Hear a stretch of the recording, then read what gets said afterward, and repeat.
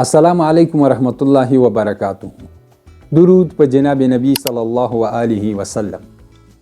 خوږو کتونکو آر لیب ته ښه راغلاست. آر لیب تاسو د لیبراتواري معایناتو ترڅنګ د طبي ګټو څخه هم خبر کوي. خوږو لیدونکو چیرته هم چې یاست، خدای دې وکړي چې ژوند به مو په خیر او خوشحالۍ سره تیریږي. خوږو لیدونکو په نننۍ ویډیو کې هم د تیر په څیر یو ګټور او ډیر اړین ضروري معلومات ستاسو سره شریکوم. په دې هیله چې تاسو به هم دا ویډیو پوره او تر پایه را سره وګورئ. انشاءالله زه به مو هم وخت نه ضایع کوم او یو ګټور معلومات به تر تاسو پورې در ورسوم. ګرانو لیدونکو راځم خپلې موضوع ته. نننۍ کوم موضوع چې ما ټاکلې هغه د میډیکل ټیسټ په حواله ده. چې میډیکل ټیسټ څه ته ویل کیږي، کوم وخت یې اړتیا کیږي.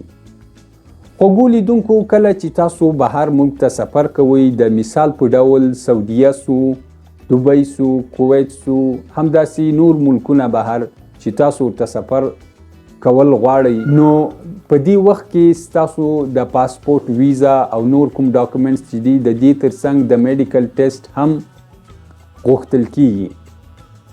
نو تاسو باید د دې څخه خبر واوسئ. خوږو لیدونکو دا کوم میډیکل ټیسټ چې دي دا زه اوس تاسو ته په ډاګه کومه، نو تاسو هم یو قلم یو کتابچه در سره راواخلئ او دا معلومات دا کوم میډیکل ټیسټ چې دي دا در سره نوٹ کړئ. دا به انشاءالله په دا سکرین کې هم ښکاري، نو تاسو کولی شئ چې نوٹ یې کړئ. خوږو لیدونکو دا میډیکل ټیسټ ستاسو د هیپاټایټس بی، هیپاټایټس سی چې دا د توزړي ټیسټونه دي، ورسره د دې ترڅنګ یو بل ټیسټ دی هغه VDRL دی چې دا بیا تاسو د خپل ډاکټر سره هم معلومات کوی شئ. د دې په باره کې په نیټ کې هم کتلی شئ په یوټیوب کې.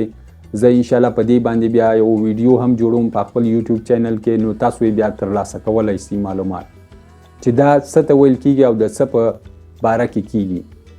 خوږو لیدونکو د همدې معایناتو ترڅنګ یو بل معاینات چې هغه ته یورین DR یورین انالایزز ویل کیږي، د ته په پښتو کې موږ د ادرارو معاینات هم ویلی شو.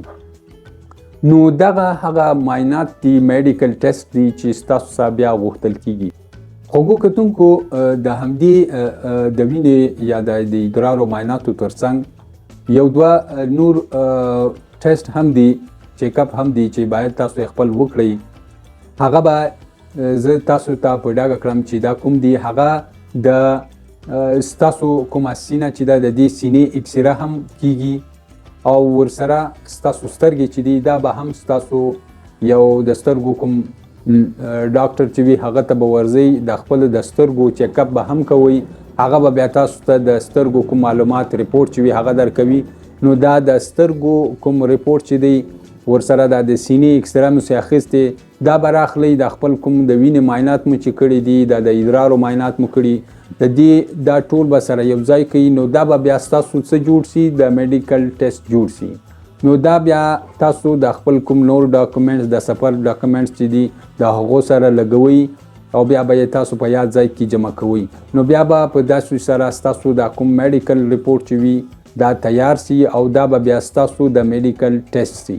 نو خوږو کتونکو دا هغه معلومات وو چې ما غوښتل تاسو خبر ترې واوسئ چې په وخت سره بیا ترسره کوئ او تاسو یو خوشحاله او د مشکل بغیر سفر ولرئ.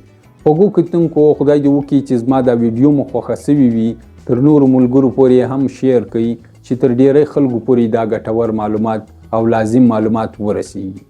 خوږو کتونکو زما دا چینل هم در سره سبسکرایب کړئ، ورسره هغه کومه د ګنټۍ نشان چې دی هغه هم خوښ کړئ چې په وخت سره د داسې ګټور معلوماتو خبر واوسئ.